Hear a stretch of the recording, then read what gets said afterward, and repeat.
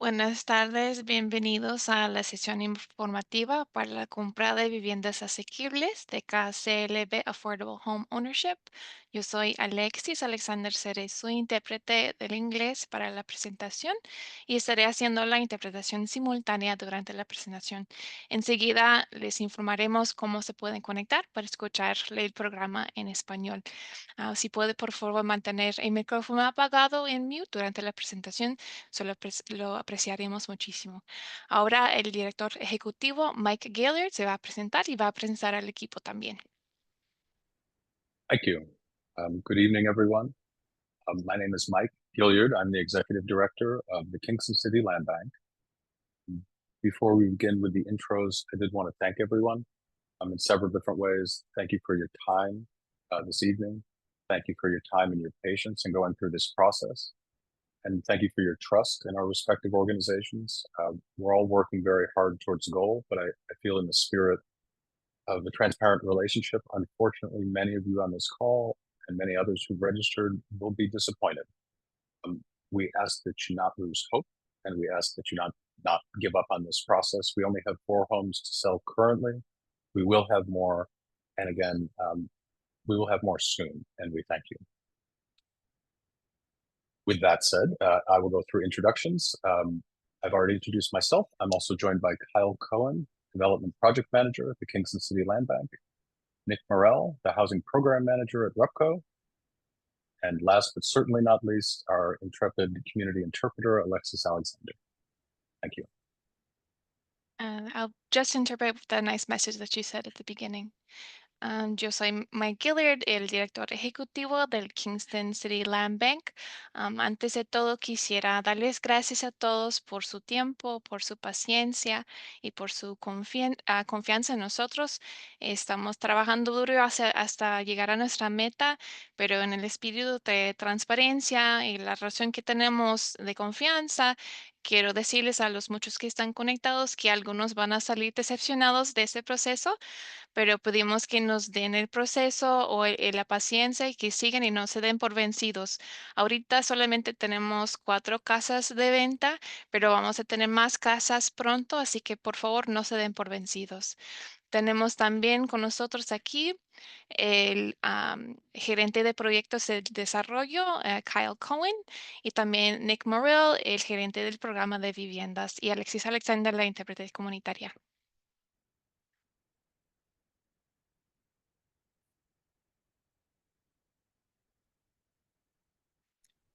Thanks. Quickly, I'll explain the meeting process, then Alexis will run through this in Spanish. After that, we'll have separate audio channels for English and Spanish. So we're working with Alexis as interpreter. She'll be interpreting on a separate audio channel. After Alexis explains this in Spanish, Mike will make an interpretation option available on the taskbar. Click on the interpretation on the option here. And for English, click English. For Spanish, click Spanish. Everyone will have to select either English or Spanish. Alexis. Ahorita ya vamos a explicar cómo se puede conectar para escuchar la presentación en su propio idioma. Como se mencionó, el programa va a ser interpretado simultáneamente. Van a tener un canal de idioma español y de inglés. Así que una vez que terminamos con esta introducción, van a empezar el arreglo de la interpretación. Lo van a empezar. Una vez que lo hacen, van a hacer clic en el globo bajo interpretación y seleccionar español para escuchar en español. Los que quieren escuchar en inglés tienen que escoger el idioma inglés. Right, so Mike, if you can go live with that.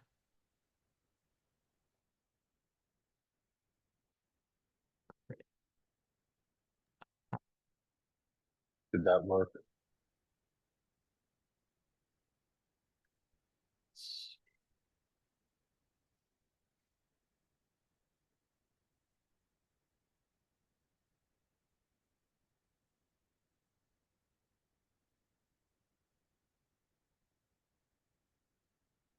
Great. Looks like it is working. As a reminder, everyone has to pick either English or Spanish.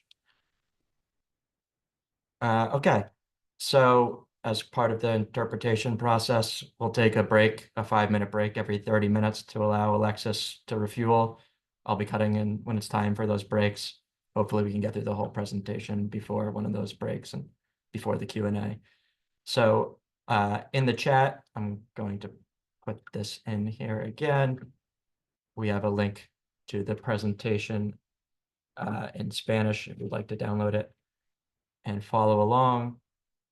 The slides will remain available on this website after the presentation, and the recording of this will be available on YouTube. We'll have time for questions at the end of the presentation, but feel free to type questions in the chat, and I'll collect them so we can address them at the end. Feel free to write the questions in English or in Spanish.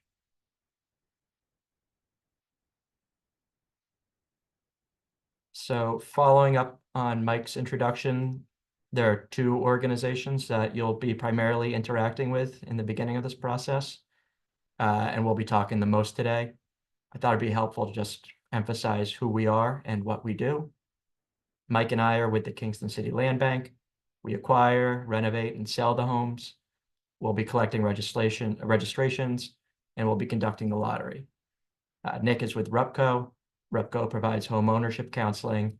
After you've registered with the KCLB, RUPCO will work with you on the application packet and will work with you to help qualify you for the lottery.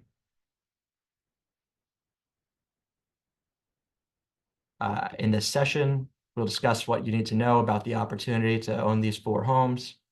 As a quick note, these are renderings of the finished products, but we're nearly complete with each home. We expect the final home to be delivered by mid-February. We'll cover the eligibility to apply, the timeline for application and purchase. Then we'll walk through the registration process. We'll talk more about KCLB and the work we do to give you some idea of what you might be able to expect from these renovations. We'll then talk about the 4 houses. We'll cover the prices of the houses and how that's determined. And we'll have times for we'll have time for questions and answers. And a reminder, we'll have these 5-minute breaks. We're going to try and move through this quickly to get to the Q&A. So hopefully we won't need these breaks, but I'll be keeping my eye on the clock and may cut in. So I'll pass this on to Nick from RUPCO, who will talk about eligibility.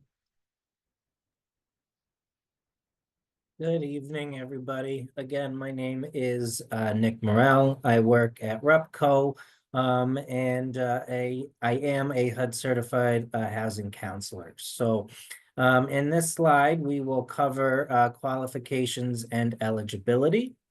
First, anyone wanting to be considered for a land bank property has to be considered a first-time home buyer. These are industry-wide definitions. These are not definitions made by the land bank or RUPCO. These are, this is the definition of a first-time home buyer nationwide. So that is a person that currently does not own a home or has not owned a home in the past 3 years. There are some caveats in that that I can speak to during a counseling session if those apply to you. For this round of land bank properties to be considered, you do have to have a household between 2 and 6 people. And a household is defined as whoever is living in your household and including a live-in aid. That is not your current household. That would be the household that you intend to be living in the property with. The 4 properties being available do have a slight range in room ability. So 38 Chapel, 28 Abbey, 20 Stephen are available for a 3 to 6 person household, and 69 Gill is a 2 to 4 person household, and that is due to the number of bedrooms. So 38 Chapel, 28 Abbey, and 20 Stephen have 3 bedrooms, and 69 Gill is a 2-bedroom household, and that's how the household sizes are configured. Qualifications also include a maximum household income. Again, those are industry standards defined by HUD, not by the Land Bank or RUPCO. And so the household income figures have been determined using the 2024 numbers published by HUD. If you do want to understand how HUD has made those qualifications, I would be more than happy to talk about that with you during a counseling session. If you hear my dog during the presentation, I am sorry. She was just whining a little bit. The last qualification and eligibility is being able to get an affordable mortgage loan. Each loan product out in the market has affordability guidelines. The Land Bank and RUPCO are interested in setting up successful homeowners. So there are affordability considerations that you do want to consider as a first-time home buyer. You don't want your mortgage payment to make up more than a certain percentage of your monthly income before taxes. And we talk about that in depth along with going over your budget during a session. Grants are a big topic for anybody looking to be a first-time home buyer. I understand that RUPCO administers grants, but lenders also administer grants as well. So during our session, we will talk about all of the grants that are available with lenders. I will tell you the lenders that those grants are available through and tell you the questions to ask and how to apply for them. And you will be working with myself during this application period. If you are selected for a property, we still will be working together and we can discuss any potential grant availability that RUPCO might have in the future. But I can't speak on the future, can only speak on the present. So we'll talk about grants and rest assured that is one of the most important topics that you have questions about, and I'm happy to answer all of them. Kyle, you can move on to the timeline slide, please. So the timeline, as was explained in the beginning of the presentation, the Land Bank is responsible for collecting the registrations and conducting the lottery. So many of you already might have registered. There is you can see the website, it's kclb.org/homes. If you go to that landing page, there is a Google Doc that you can fill out, and that satisfies your registration. Depending on when you register, within a week or so, I will be able to see that you registered and will reach out to you via email or phone. The registration timeline ends on December 15th. So you do want to make sure that you are registered before the 15th. If you've already registered already, there's no need to register again, but you do want to make sure that you do register by December 15th, and that's quickly approaching. As I mentioned, once you register, I will be reaching out to you via email or phone. I have an application package that I send you, and I also will go over the importance of getting a pre-qualification with a lender. You have to be able to, get financing to be able to purchase the home. And so that is a very important feature of your application process. So I can send you referrals to lenders. If you've never spoken to a lender before, I can give you a brief prep on what to expect. Then you can work on getting the application over to me. Households must complete the application by January 15th. Now, I'm going to be honest with you. I understand that that is a deadline. However, if you have a pre-qualification and a filled out registration form prior to the 15th, send it to me. Send it to me as soon as you have it. I already do have households that have completed this process already. And so the sooner that you're able to get it in, the better. And it also gives you time in case you need to give me any further information. Say you forget a pay stub or you forget an important document. If you get it to me before that 15th deadline, you have more time to complete it, okay? I will then review everybody's application. Anyone who is deemed qualified will be sent over to the land bank on the 22nd. If for whatever reason you are not eligible to move over into that portion of the process, I will inform you in person or over the phone and also in writing as well. The land bank will conduct their lottery at a board meeting on or about January 27th. Selected members, people that are successfully chosen for the lottery and a home, will be informed. And then that is when you will continue on with the mortgage process. As a housing counselor, I'll be involved with that as well. And that is a perfect time to also talk about the grant opportunities again. And then during that time as well, you will complete your sales contract with a lawyer. I can talk about that and get you prepared for that as well. And that will all continue throughout the spring of 2025.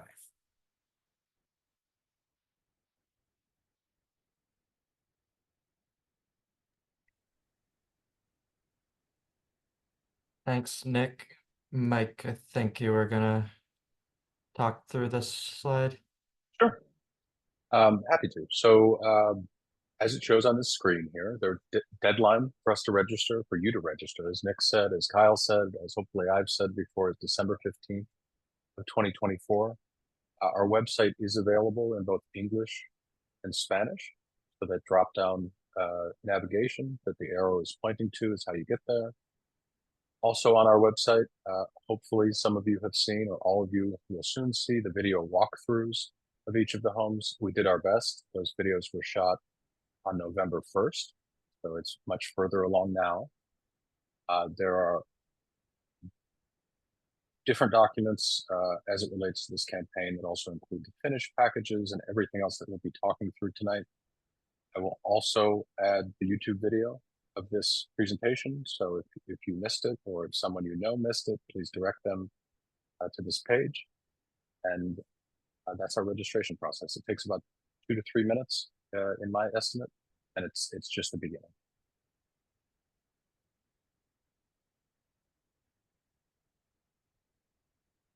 Thanks, Mike. So this slide, this image is really at the land bank the most important part of our work. And not to try to sugarcoat it too much, but this really is why we, and I think all 3 organizations represented on this call, get out of bed every day. Trying to provide affordable homeownership opportunities for members of our community is the core of our mission, and we're so excited to continue to do it. I think it might be helpful to dig in a little bit if you don't know who the Kingston City Land Bank is or what we do. My mother probably doesn't even know what I still do, so it's probably worth giving a brief overview. As Kyle mentioned at the beginning of the call, we are a public authority in a certain sense, not unlike the water board in that respect. We're also a nonprofit organization. We have 4 employees, so half of the workforce is on this call. We also have 10 amazing volunteer board members who are all Kingston residents. And the city of Kingston, New York is our service area, meaning that we only work in Kingston. We've been conducting these affordable homeownership reservations since we began in 2020. We've completed and sold 9 of those affordable homeownership homes. And people think we're doing a good job on the design and quality of build. The New York Preservation League awarded us an Excellence in Historic Preservation Award last year. So at least they appreciate our work. We hope you do as well. The Keystone program that we have up on the slide here, and the homes that we've completed to date are scattered all throughout Kingston. There's not a ward in Kingston that we haven't worked in, and will continue to do so.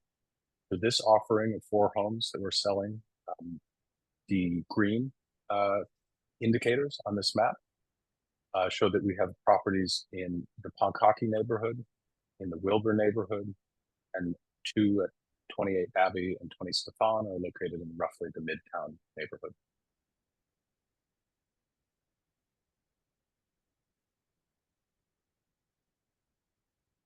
So in this slide, in these next 2 slides, just to give you an example and hopefully drive the point home of the comprehensive nature of the rehabs that we conduct. It's a full renovation. These are homes that we completed several years ago. Excuse me. Hopefully you can tell which is which in terms of the before and after. This is a home that we completed in the Uptown neighborhood, and the subsequent slide shows hopefully a similar contrast, and that's at 64 Van Buren Street for a home that we completed in the Midtown neighborhood. And we take pride in the work that we do. We pay particular attention to detail on the design of the homes, with an eye towards understanding that households and families will live here and design matters. Thanks. So now I'm going to cover the current homes we have for sale. As Mike mentioned, 20 Stefan and 28 Abbey, 69 Gill Street, and 38 Chapel. There's info about each of these homes on our website, and there are links to the video walkthroughs, as Mike mentioned. Stefan, Abbey, and Chapel are all 3-bedroom homes. Gill is a 2-bedroom home, and I'll get into more detail on each now.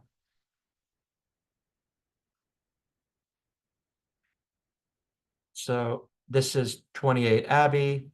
We expect renovation on this to wrap up in January. The home has 3 bedrooms and a den that could possibly work as a bedroom as well. It's for a household size between 3 and 6 people. It will have a maximum purchase price of $238,441.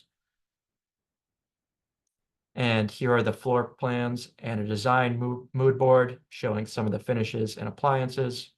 As a reminder, the presentation's available online, and I've linked it in the chat if you want to look at these pictures in more detail and zoom in. Here you can see the den on the top right corner of the first floor. All of the homes that we're offering will be fully electric with new energy efficient appliances and new plumbing. Next up is 38 Chapel. We also expect renovation to wrap up in January on this. It will also have 3 bedrooms and a den that could possibly work as a bedroom. It's for household sizes between 3 and 6 people, and will have the same maximum purchase price of $238,441. Again, here are the floor plans and finishes. There are 3 upstairs bedrooms and the first floor den. Again, fully electric with new appliances and plumbing. Next up is 20 Stefan Street. We expect reservation on this to finish in January also. The home has 3 bedrooms for household sizes between 3 and 6 people, with the same maximum purchase price of $238,441. And again, here are the floor plans and finishes. We're really proud of our design work. As Mike mentioned, last year we won an Excellence in Historic Preservation Award from the Preservation League of New York State. So we hope that's reflected in these renovations. Again, the home will be fully electric with new appliances and plumbing. Finally, this is 69 Gill Street. It's a 2-bedroom home, and it's limited to household sizes between 2 and 4 people. As a smaller home, it'll have a maximum purchase price of $210,877. Again, here are the floor plans and finishes. And again, these slides are available online. I've posted the links in the Zoom chat if you want to zoom in on any of these details. Now I'll pass this off to Nick to explain more about pricing.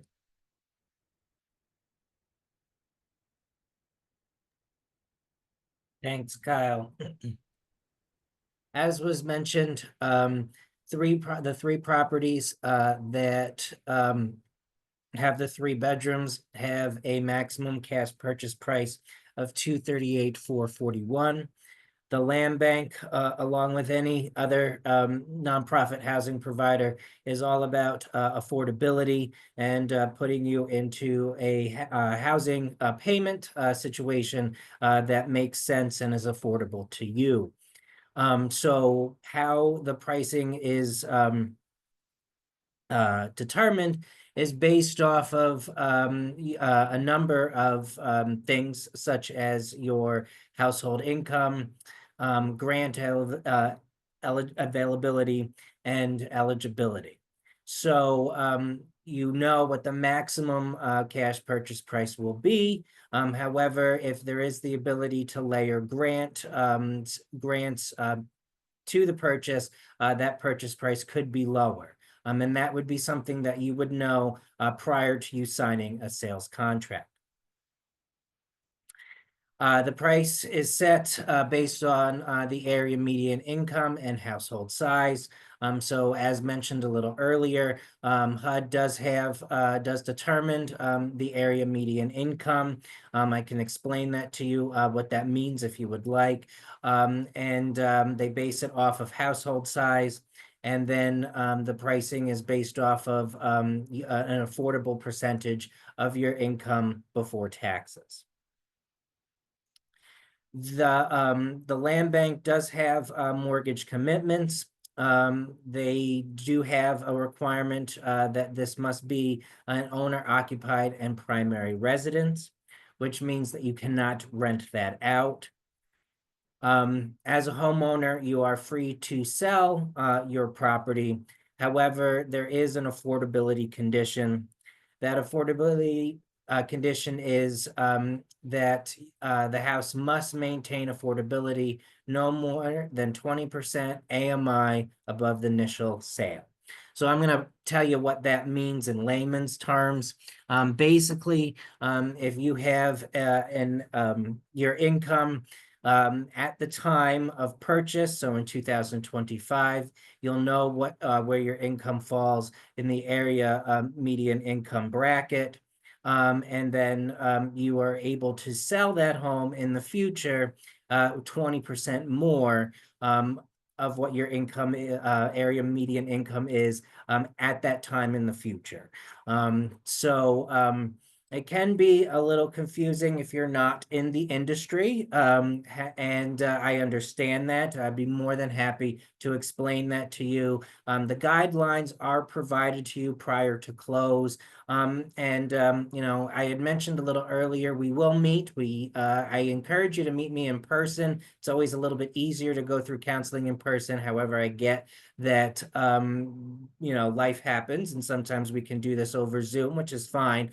But I can show you those guidelines, and I can answer any questions that you might have on a one-on-one basis. So the whole goal here is to be fully transparent. We want you to know what you're getting into, and we're here to answer any questions that you might have during the process.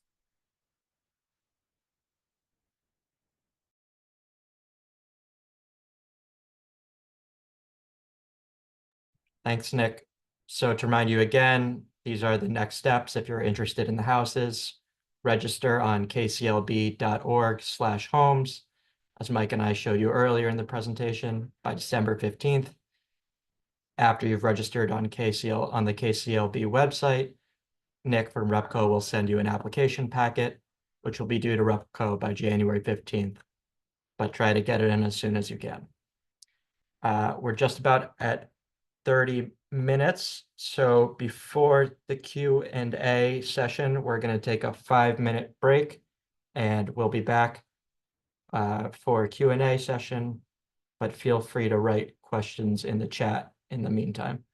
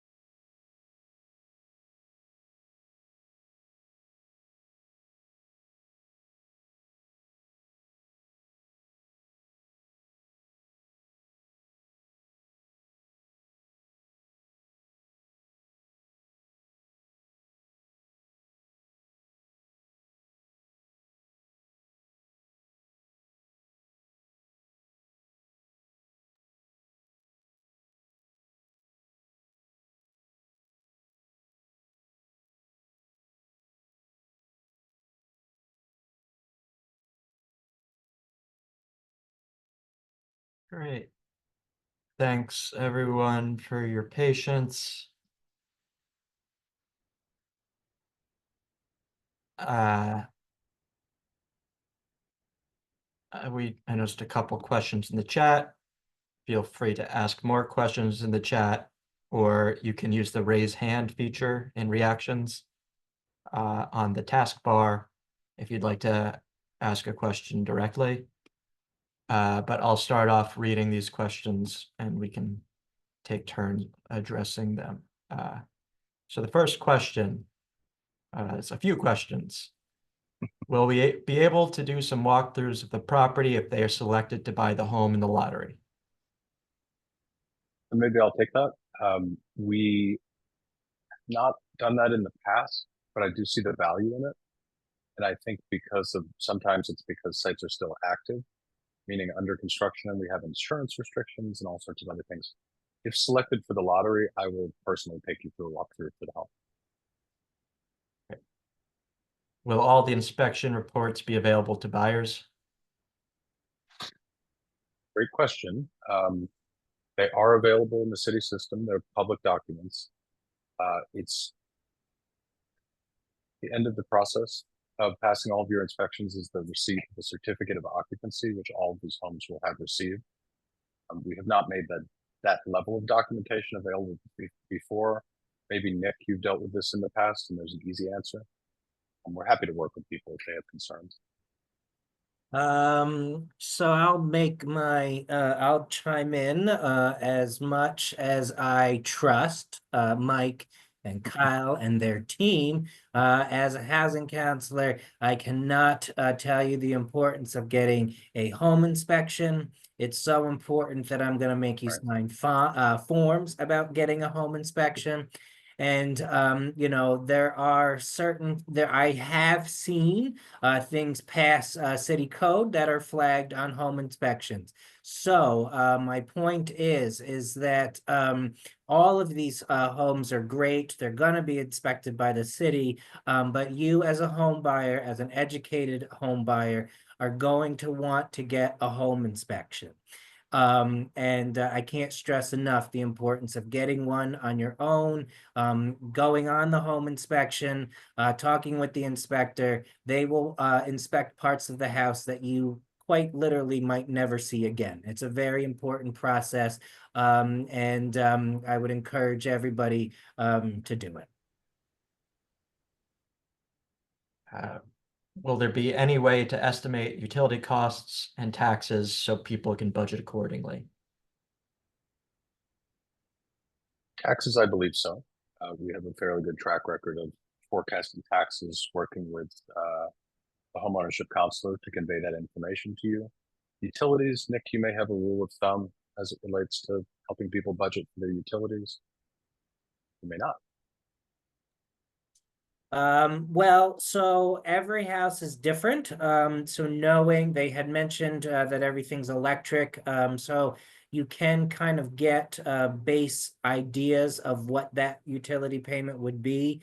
However, utilities again can range dramatically based off of the types of systems you have. And then also your usage of that system is always kind of going to that adage of your parents getting mad at you when you turn up the heat in the house. Your usage will also have a huge impact on the utility costs as well. So if you want to get basic ideas, we can get rough estimates, but I have to be clear, those are just estimates, and your individual situations will always be a little bit different. Also, gotta give props to the land bank. These are going to be new windows, new insulation, all that good stuff that you might not see in an existing home. So that's also going to have a huge impact on your utility costs. Thanks, Nick. Do the homes have new roofs as well as new mechanicals? Yes, they do. Great. Another question from Maxwell Brown. I registered on the 19th of November, but still have not received the agency's application package. Has been sent or could possibly have been lost in the mail. Maybe we could take that one offline and just confirm. Maxwell, could you please put your email in the chat? Or send it to me privately if you're not comfortable with that. Again, we have our contact email here if you want to reach out with anything specific. And I'll also chime in, Maxwell. You're more than welcome to email me. I've been talking to a lot of people, but I do believe we have had a chat. But you can email me right now, and I will make sure I get back in contact with you.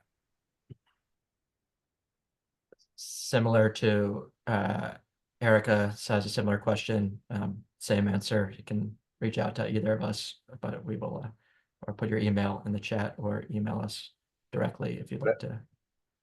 But I do remember you, Erica, and I did send you an email about a week ago confirming that we got your registration. Great. Another question. The house is fully electric. Does this include electric heat? Yes. Question about the lottery. How is the lottery actually run? Do we apply for the lottery for a specific home, or is there a general home for all four general lottery for all of the 4 homes currently available? It's a great question. Our lottery is something that is set up based on the number of qualified applicants in the lottery. And so what we hope for is to have multiple households qualified for the various 4 homes, so more than 4 households in the lottery. As we showed at the top of the presentation, not everyone qualifies for every home just based on household size. So a 2-person household size, for example, would qualify only for 69 Gill Street. The 3-person household size may qualify for all 4 homes, for example. So it's really based on household size and income qualifications that you work with Nick at Rupco to determine which homes you're eligible for, but the homes that you are eligible for are the homes that you were placed in the lottery. Hopefully that answers your question. Another question, when is closing expected for the homes for the purpose of gaining the bank mortgage? What does a KCLB closing of a home look like? I'll answer the easier one first. So we expect to have the homes ready for sale by April of next year. We've given some slightly earlier dates in this presentation because those are our actual construction internal deadlines. But there's always room to go a little further out on that. The process of closing is something that I say to everyone, you'll probably only do it once, and we appreciate your patience.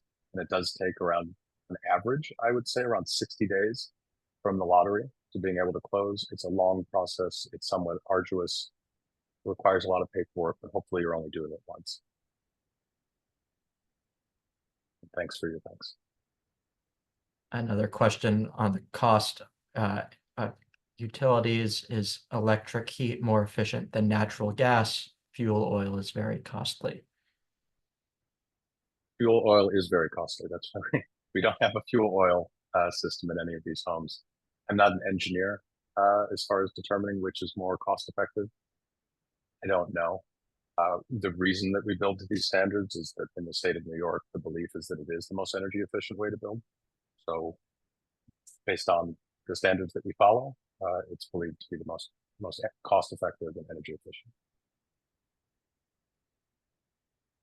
And another question, do some of the houses have central AC? Let me get back to you on that. I don't want to say something, but I'm not entirely sure that all the houses have central AC. I think that's something that we could clarify on our registration page if it's helpful. Maybe I'll post something up there.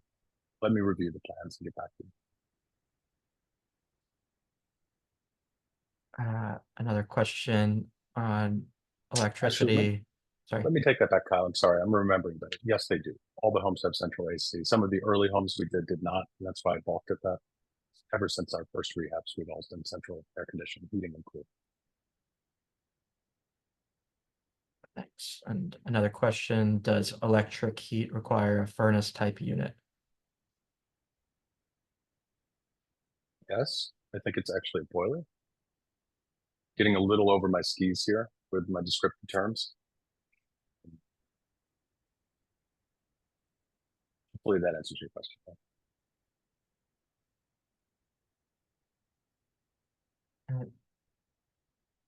The washer dryer installed. Yes, yes, they are.